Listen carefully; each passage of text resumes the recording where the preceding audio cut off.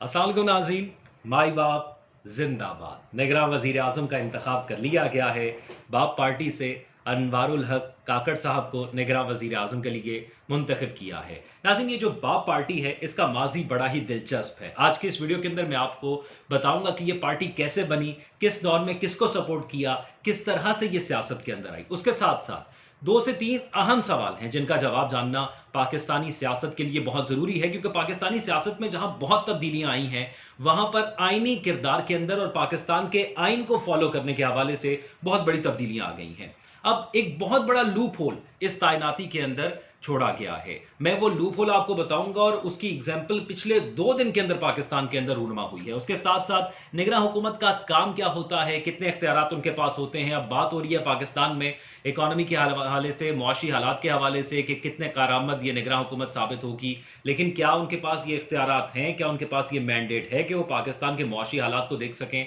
इस पर भी हम बात करेंगे। उसके साथ साथ इस्टेब्लिशमेंट का जो किरदार है वो पाकिस्तान की सियासत के अंदर बहुत तब्दील हो गया है। हमने देखा था कि इससे पहले जो चीफ ऑफ आर्मी स्टाफ थे उनकी जानिब से ये कहा गया था कि अब पाकिस्तान की सियासत के अंदर इस्टेब्लिशमेंट का कोई किरदार नहीं होगा, लेकिन उसके बाद एक नया किरदार, एक नए तरीके से किरदार तब्दील हुआ है और अब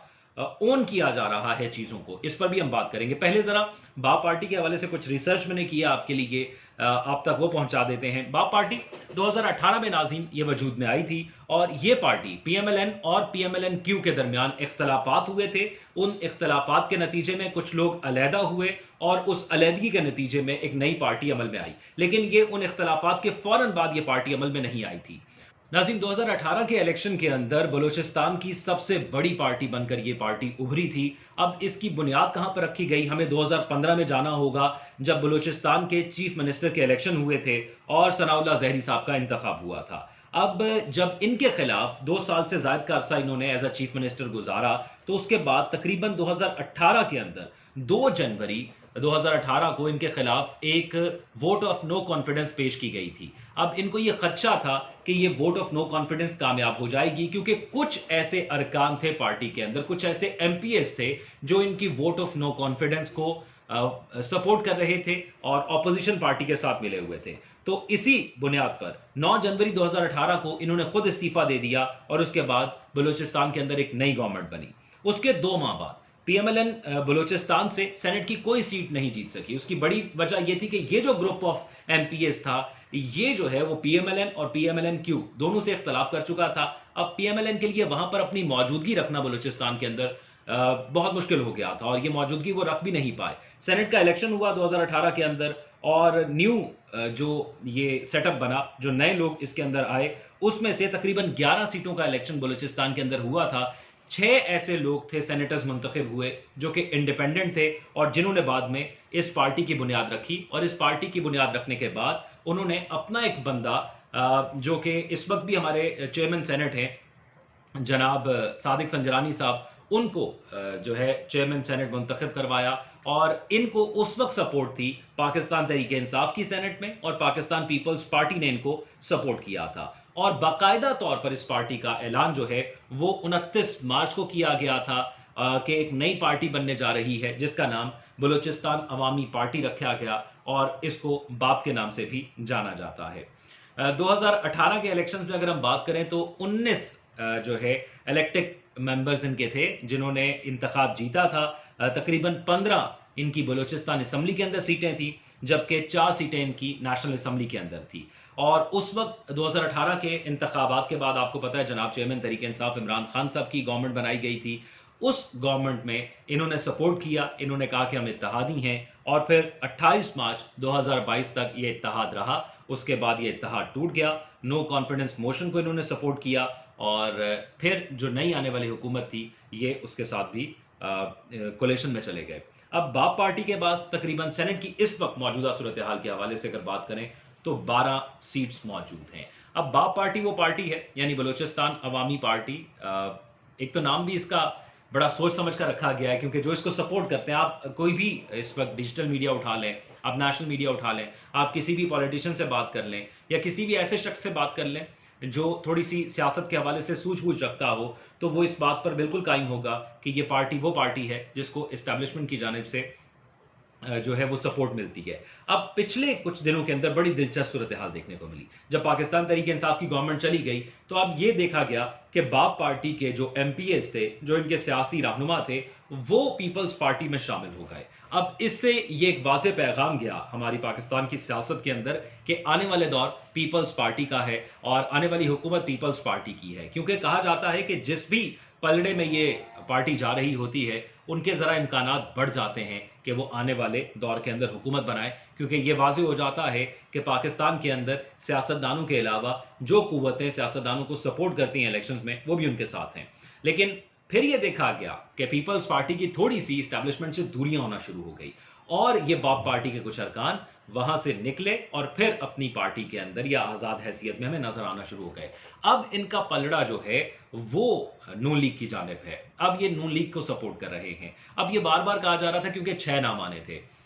بلوچستان عوامی پارٹی کے جو سینیٹر ہیں ان کا تو انتخاب کیا گیا ہے، لیکن 6 ناموں کا کہا گیا تھا کہ 6 ایسے نام ہوں گے جن پر مشاورت ہوگی. 3 نام وزیر اعظم شہباز شریف پیش کریں گے، 3 نام اپوزیشن لیڈر راجہ ریاض صاحب پیش کریں گے، جس کے بعد انتخاب کیا جائے گا ایک نام کے اوپر.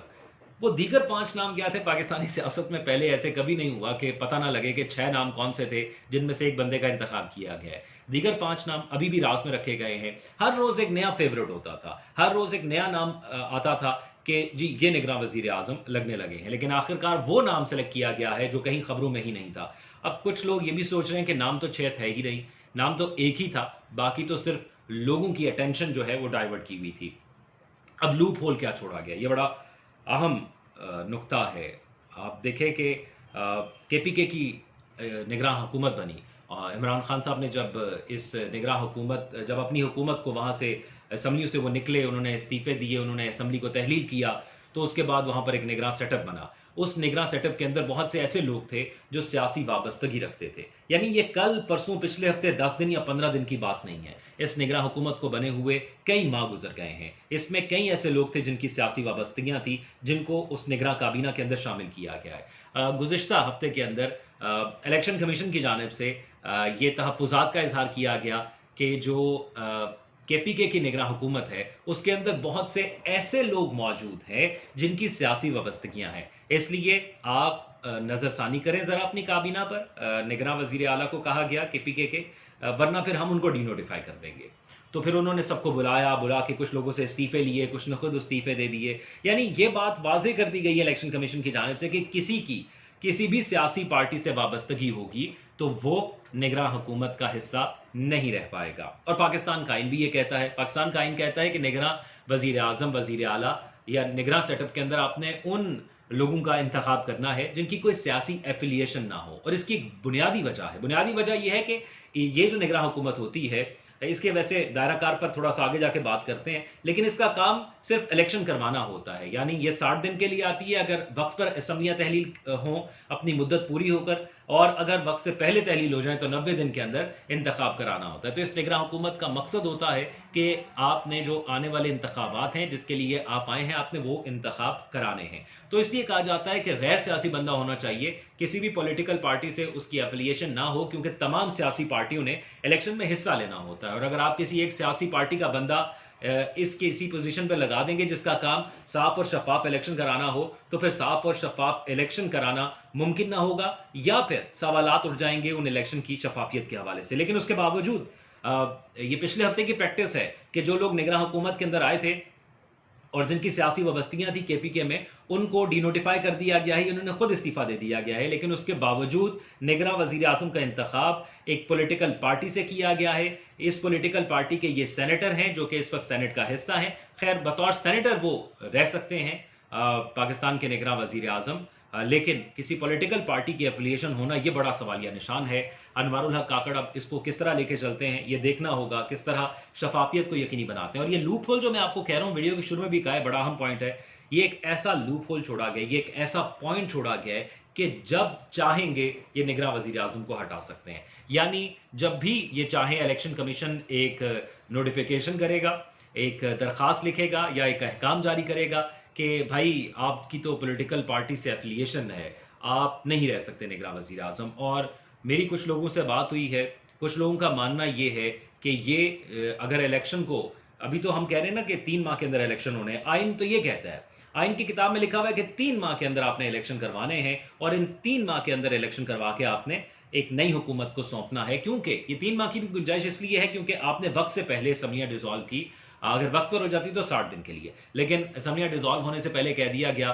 کہ مردم شماری کا ایک کہا گیا کہ نئی مردم شماری پر ہوں گے، تو اب اس کے لیے مزید وقت چاہیے، اب الیکشن کہیں فیبرری میں ہوتے ہوئے دکھائی دے رہے ہیں، یہ بڑا اہم معاملہ ہے کیونکہ آئی ایم ایف کے ساتھ ہماری 2 قسطیں رہتی ہیں، وہ بھی اسی عرصے کے اندر آئیں گی، اکتوبر میں آئی ایم ایف کا ایک وفد پاکستان کے اندر جو ہے آنے کے امکانات ہیں، ہمیں آپ کو یاد ہوگا کچھ عرصہ پہلے آئی ایم ایف سے جو 9 مہینے کی ڈیل ہوئی تھی اس میں سے صرف ایک قسط پاکستان کے پاس آئی ہے، 9 مہینے کے اندر وہ تمام پیسے پاکستان میں آنے ہیں جو کہ 3 قسطوں کی صورت میں ہیں،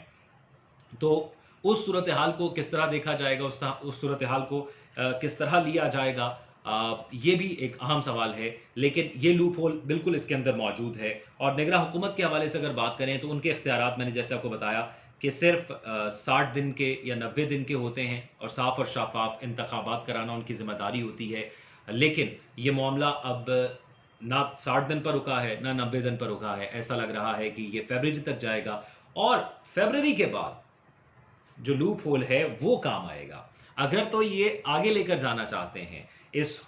نگراں حکومت کو، تو پھر ہو سکتا ہے کچھ لوگوں کا ایسا ماننا ہے کہ پھر جو ہے یہ لوپ ہول ہے اس کو استعمال کیا جائے گا، اگر یا کسی ایسے موقع پر کہ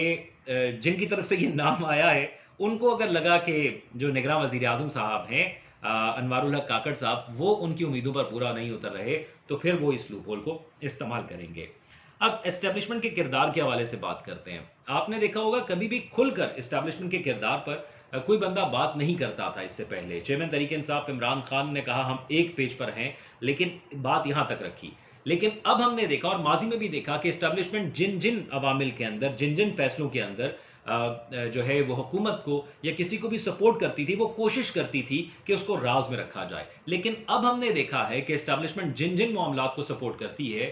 وہ اس چیز کو پبلکلی اون بھی کرتی ہے، آپ نے دیکھا ہوگا کہ جو بھی فیصلے اس وقت اسٹیبلشمنٹ کر رہی ہے اس کو پبلکلی اون کیا جا رہا ہے، وہ آپ کے وزیر اعظم شہباز شریف ہوں جو کہ سابقہ کچھ دیر میں ہو جائیں گے جیسے ہی حلف اٹھایا جائے گا نگراں وزیر اعظم کا، یا جس وقت میں آپ سے یہ گفتگو کر رہا ہوں تو شاید نگراں وزیر اعظم نے حلف اٹھا لیا ہو اور شہباز شریف صاحب سابق وزیر اعظم ہو گئے ہوں، تو اس صورتحال کے اندر انہوں نے بہت دفعہ شہباز شریف صاحب نے کہا کہ ہمیں باہر سے پیسے لانے میں اسٹیبلشمنٹ نے بہت کردار ادا کیا، آرمی چیف صاحب کا بہت کردار رہا، ہمارے بہت سے ایسے معاملات تھے اس میں پاکستان کے اندر یہ پاکستان گرین کا ایک پروجیکٹ شروع کیا گیا تھا، ہریالی کا ایک پروجیکٹ شروع کیا گیا ہے، اس میں بہت زیادہ کریڈٹ فوج کو دیا گیا، وہ ان کے ساتھ مل کر شروع کیا گیا ہے، اس کے علاوہ اور دیگر بہت سے پروجیکٹس تھے، آئے دن جو ہے شہباز شریف صاحب تعریفیں کرتے تھے آرمی چیف صاحب کی اور کرتے ہیں اب بھی کہ انہوں نے بہت سپورٹ کیا، تو اب وہ آن کرتے ہیں، اور یہ وہ پارٹی ہے جس کو ڈس آن نہیں کرتی اسٹیبلشمنٹ، باپ وہ پارٹی ہے جس کو ڈس آن نہیں کرتی اسٹیبلشمنٹ، تو ایک بار پھر سے وہ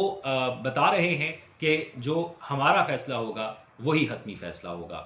مجھے دیجیے گا اجازت، آپ کی کیا رائے ہے پاکستان میں جو اس وقت سیاسی ماحول ہے یا مستقبل میں آپ کی کیا امید ہے اس سیاسی صورتحال سے، اس سیاسی سیٹ اپ سے؟ آپ کمنٹس میں ضرور آگاہ کیجیے گا، اپنا خیال رکھیے گا، ہمارے فیس بک پیج اور یوٹیوب چینل کو لائک اینڈ سبسکرائب کیجیے، شکریہ۔